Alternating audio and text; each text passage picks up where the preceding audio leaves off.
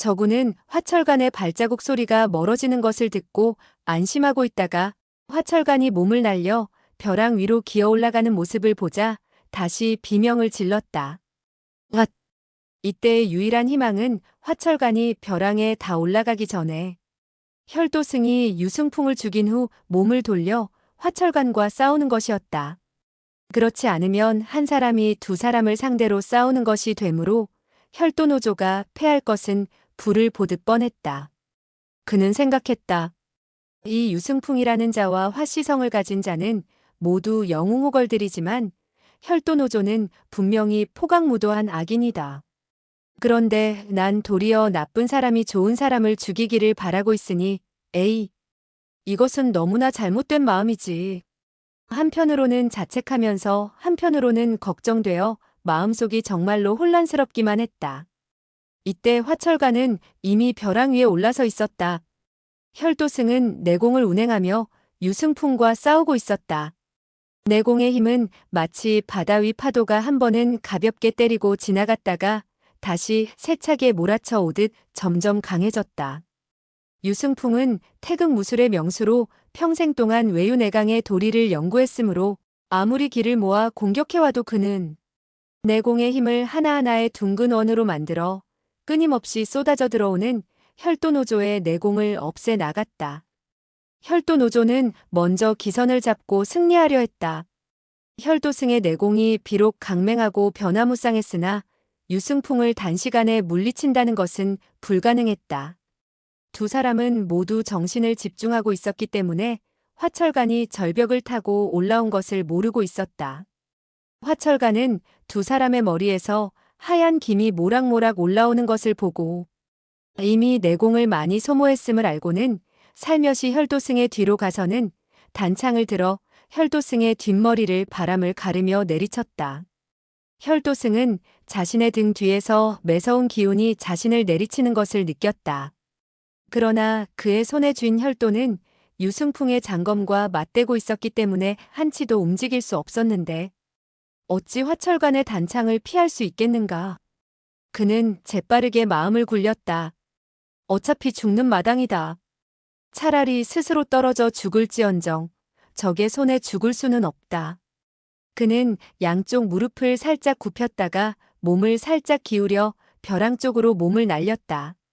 화철간은 혈도승을 죽이겠다는 일념으로 단창을 아주 강하게 내리치고 있었는데 혈도승이 예상을 뒤엎고 벼랑 아래로 뛰어내려 버리자 미처 그 기세를 거두지 못하고 단창은 유승풍의 가슴에 박혀 등 뒤로 뚫고 나가버렸다. 혈도승은 절벽에서 떨어져 내리면서 혈도를 들어 아래를 내리쳤다. 그곳은 마침 큰 암석이 있었는데 탕 하는 소리와 함께 혈도가 크게 휘어지고는 다시 펴지면서 혈도승은 다시 공중으로 솟구쳤다. 그리고 다시 땅으로 떨어지면서 같은 동작을 18번을 반복하니 마침내 그는 암석 위에 가뿐하게 내려설 수 있었다. 그는 스스로 만족하여 껄껄 웃었다.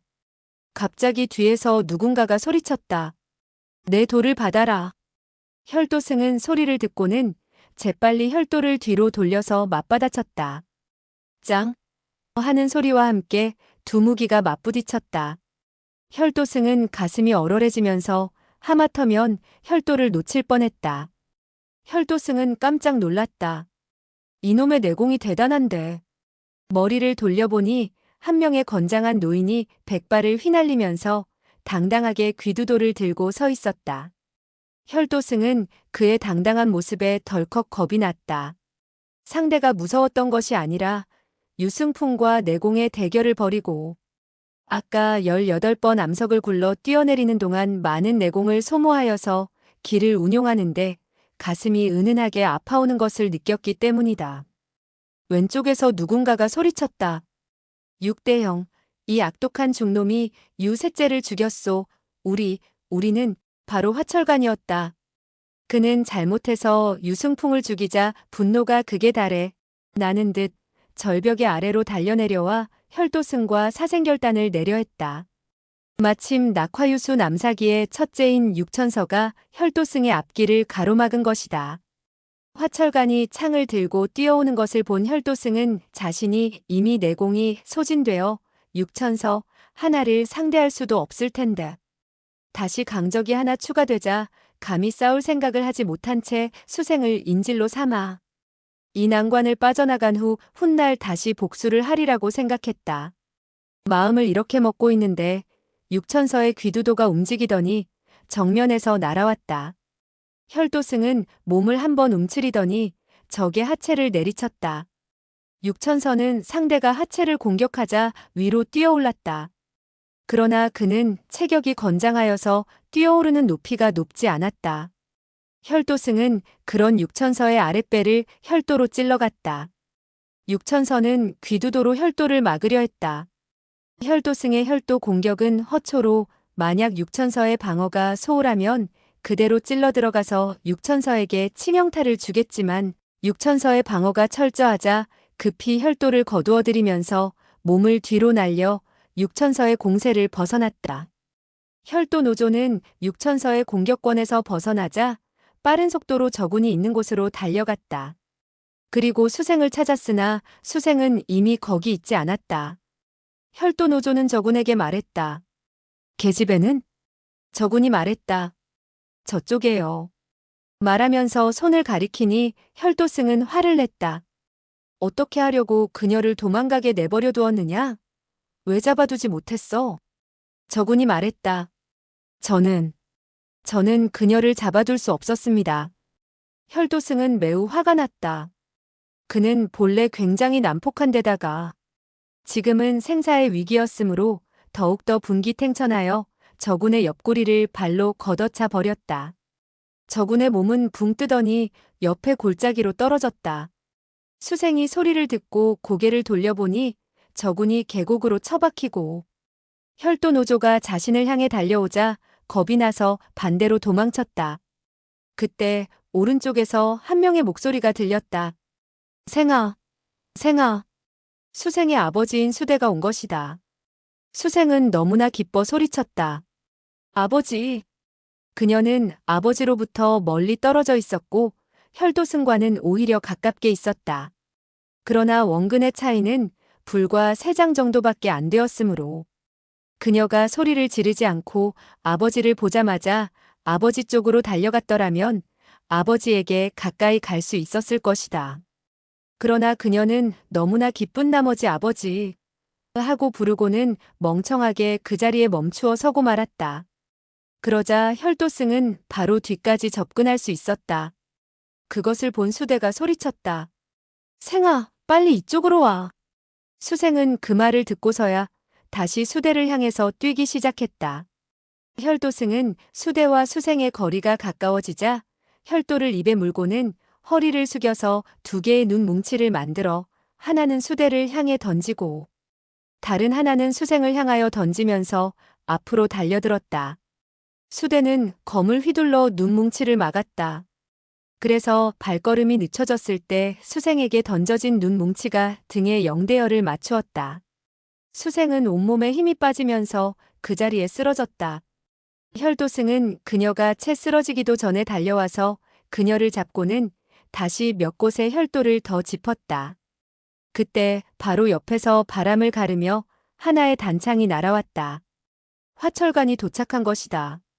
그는 이미 의형제인 유승풍을 죽였으므로 수생의 생명을 돌볼 여유가 없었다. 화철간의 창이 바람같이 빠르게 덤벼들자 혈도승은 혈도로 화철간의 단창을 쳐냈다. 혈도승의 혈도는 매우 날카로운 보검이라 어떤 무기라도 잘랐으나 화철간의 단창도 역시 여러 번 불에 달구어서 만들었기 때문에 혈도승의 혈도는 튀어올랐다. 혈도승은 혈도가 튀어오르자 욕을 했다. 제기랄. 혈도승은 수생을 잡고 화철간의 단창을 피해서 뒤로 물러났으나 그곳에는 막 따라온 육천서의 귀두도가 내리쳐지고 있었다. 그는 더 이상 피할 곳이 없었다.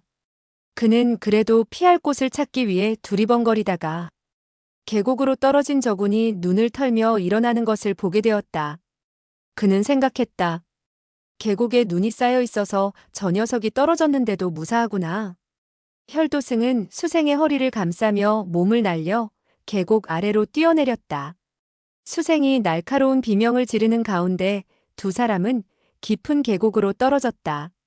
계곡의 눈은 수십 장 두께로 쌓여 있어서 눈 밑에 단단한 얼음이 있었지만 두 사람은 아무런 상처도 없이 내려설 수 있었다. 혈도승은 눈 위로 올라오더니 커다란 바위 위로 올라와서는 혈도를 몇 번 휘두르면서 외쳤다. 용기가 있는 놈은 한번 내려와 봐라. 나와 싸워보자. 하하, 이 큰 바위는 바로 계곡의 요충에 있었기 때문에 수대등이 위에서 뛰어내리려면 반드시 바위 옆을 지나야 하는데 혈도승이 혈도를 휘두른다면 손쉽게 두 조각으로 낼 수가 있었다. 몸이 허공에 있는 사람은 설사 혈도승보다 무공이 10배나 강하다고 해도 어쩔 수가 없었다. 육천서, 화철간, 수대는 가까스로 혈도승을 포위했는데 다시 그를 놓치고 추격도 할 수 없자 한스럽지 않을 수 없었다. 수생은 여전히 음탕한 중에게 잡혀있고 잘못하여 의제를 죽였으므로 화철간은 더욱 분통이 터졌다. 세 사람은 머리를 맞대고 낮은 소리로 의논을 했다. 수대의 별명은 냉월검인데 미풍양속을 벗어난 행동을 보면 참지를 못했다. 그런데 지금 수대의 눈앞에서 악독한 혈도승이 으스대고 있었고 수생이 저군에게 기대고 있는 것을 보고는 눈앞에서 불꽃이 튀겼다. 그는 이미 수생이 혈도를 짚혀서 자유롭지 못하다는 것을 모르고 그녀가 앙탈도 하지 않고 혈도문이 악독한 중놈에게 고분고분 순종한다고 생각하자 더욱 분노가 솟구쳤다. 그는 눈 속에서 몇 개의 돌을 찾아 계곡 아래로 던졌다. 그의 팔힘은 매우 강했으므로 더구나 위에서 아래로 던졌기 때문에 그 위력은 무척 강했다. 혈도승은 재빨리 저군과 수생을 바위 뒤로 숨겨서 돌을 피하게 했다. 그는 일단 위기를 모면했기에 저군에게 화를 내지 않았다. 혈도승은 위에서 던지는 돌을 피하면서 욕을 해대었다. 그러다가 저쪽 절벽 위에 유승풍이 절벽에 걸린 채로 움직이지 않는 것을 발견하고는 화철간이 자기를 기습하다. 그를 죽게 한 것을 눈치채고는 크게 기뻐했다. 저군은 주변을 둘러보다가 산등성이에 뚫려 있는 하나의 산 동굴을 발견하고는 돌멩이를 피하기 위해서 수생을 안고는 그리로 들어갔다. 혈도승이 크게 웃으면서 소리쳤다. 그놈 참 맹랑한데. 사조께서 적을 맡고 계시는데 사조보다 먼저 재미를 보려고 해. 수대와 육천서와 화철간은 그 소리를 듣고는 더욱더 분노했다. 수생은 저군이 나쁜 짓을 할까봐 겁이 났다. 그러다가 문득 그녀는 저군이 옷을 단정히 입고 있는 것을 발견하게 되었다. 그녀는 아까 저군이 자신에게 거짓말을 해서 자신을 떼어내려고 했던 것을 알게 되자 화가 나고 부끄러워서 외쳤다. 이 사기꾼 같은 중놈아, 어서 내게서 떨어져라. 저군은 그녀와 함께 동굴로 들어서자 돌멩이를 맞을 위기에서 벗어나자 조금 안심되었다. 그는 다리가 부러진 상태였으므로 천천히 기어서 그녀에게서 떨어졌다. 그녀가 나를 나쁜 중놈이라고 욕을 하는 것은 당연하다. 그런데 왜 나를 사기꾼이라고 하는 건가?